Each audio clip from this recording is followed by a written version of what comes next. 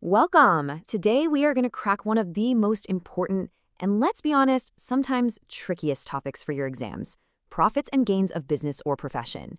You know it as PGB. It might seem like a beast, but I promise we're going to tame it together. Look, if you've ever found yourself staring at a long list of adjustments, feeling completely lost, you are not alone. You're in exactly the right place, because we're about to make this whole thing simple, clear, and most importantly, scoreable. Okay, first things first. Every single time you get a PGBP problem, your non-negotiable first step is to find the net profit as per the statement of profit and loss. That number, that's your foundation. Everything we do from here on out builds on that one figure. Think of yourself as a financial detective. The company's profit and loss account is your starting point, but it's not the final answer. Your job is to investigate that net profit and adjust it based on the rules of the Income Tax Act to find the true taxable income. Okay, first up is speculation. So many students lose marks here, but the rules are actually pretty simple if you just pay attention. Let's make sure you're not one of them. Okay, let's get this definition straight. The key phrase you need to tattoo on your brain is settled otherwise than by actual delivery. That's it. No actual delivery of the shares or whatever. It's a speculative transaction. Simple as that. Okay, listen carefully because this is where most students make a mistake. You cannot, I repeat, cannot set off a speculation loss against your normal business income. It's a completely closed loop. Speculation loss can only be set off against speculation profits. That's the rule. Don't mix them up. Now, there are some exceptions, but they're specific to companies. You need to know this list.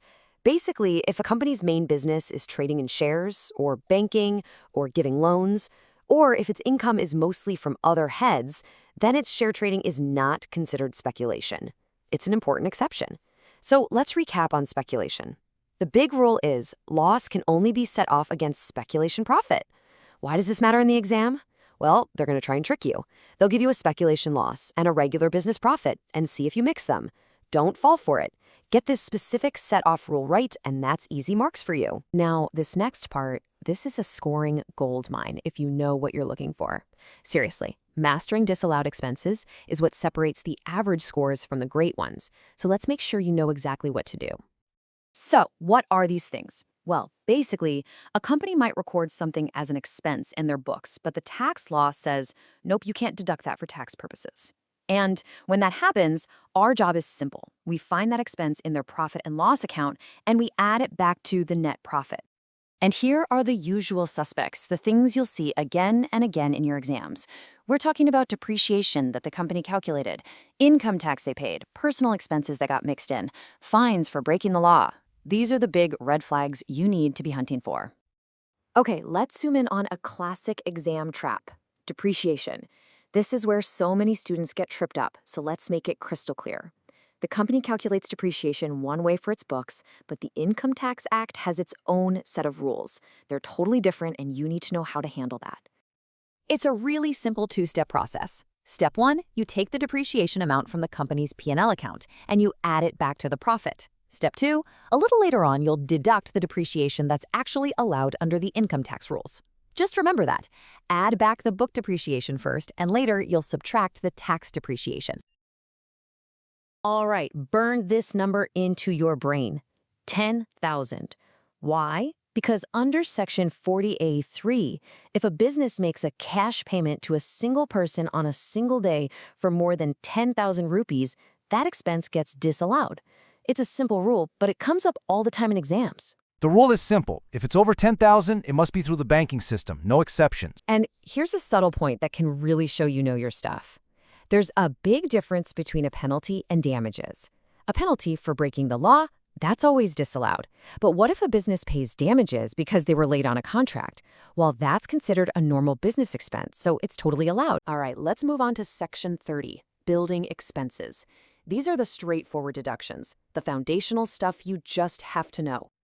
Okay, so the rules are a little different for a tenant versus an owner. The big thing to watch out for is with an owner, you cannot claim a deduction for notional rent on your own property. That's a no-go. Everything else, repairs, taxes, insurance, that's pretty much the same for both. And this is the absolute crucial point for both tenants and owners. See that quote? Shall not include any capital nature expenditure.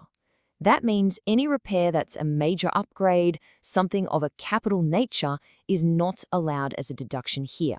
So, a quick recap for Section 30. Deductions for rent, rates, and repairs are allowed, but capital expenditure is not. Why does this matter? Because in the exam, they're going to give you a mixed bag of expenses, and your job is to identify and kick out those capital items. That's where you score. Okay, on to Section 31, which covers plants, machinery, and furniture. And you know what? The logic here is pretty much the same as what we just saw for buildings. So what can you deduct? Well, you've got your current repairs and your insurance premium. Simple enough.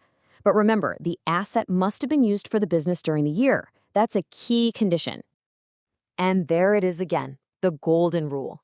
Any expenditure that's capital in nature is a no-go. This rule is absolutely fundamental, guys. Let's recap Section 31. It allows for current repairs and insurance on machinery, but strictly, and I mean strictly, no capital expenditure.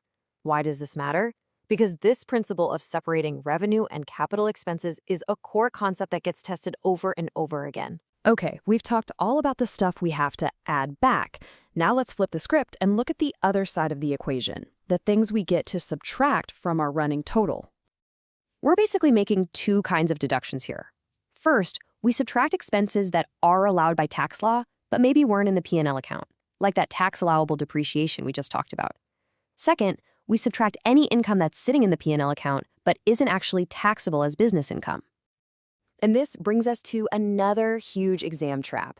The company's P&L account might show all kinds of income, but we're only interested in the income from the business or profession itself. You have to act like a bouncer and remove any income that belongs to a different head of income.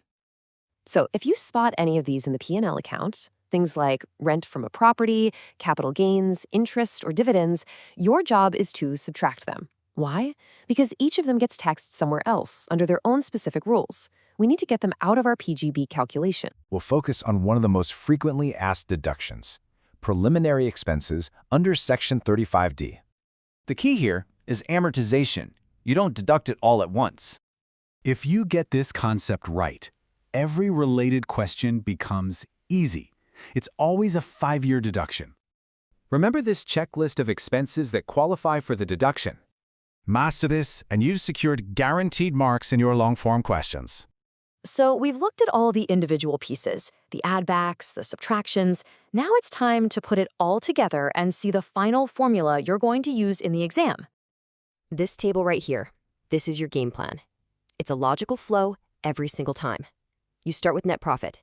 You add back all those disallowed expenses we found.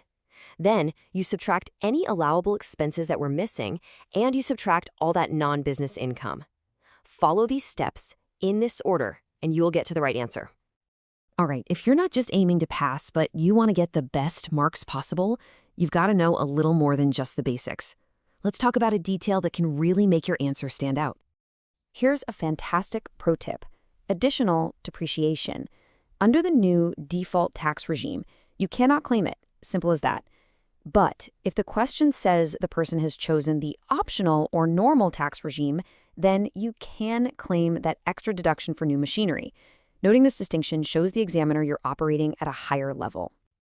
And as you're doing all this, always remember the core principle. We're not trying to tax the company's total revenue. We are carefully calculating the true taxable profit. It's like we're sculptors chipping away all the extra stone from the P&L to reveal the actual figure we need to tax. Now for a topic that can save you a lot of time: presumptive taxation. If you get this concept right, every related question becomes easy, because you don't need to calculate detailed expenses. This table is your quick revision guide for comparing 44AD for businesses and 44AE for transporters.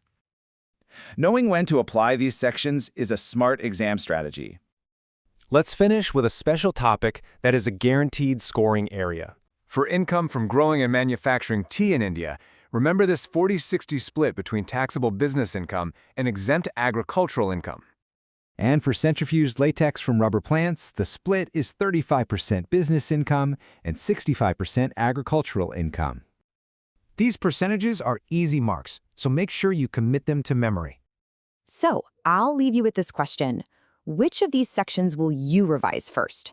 Pick your weakest area from what we just covered and master it. right now. You've got this. All the best for your exams.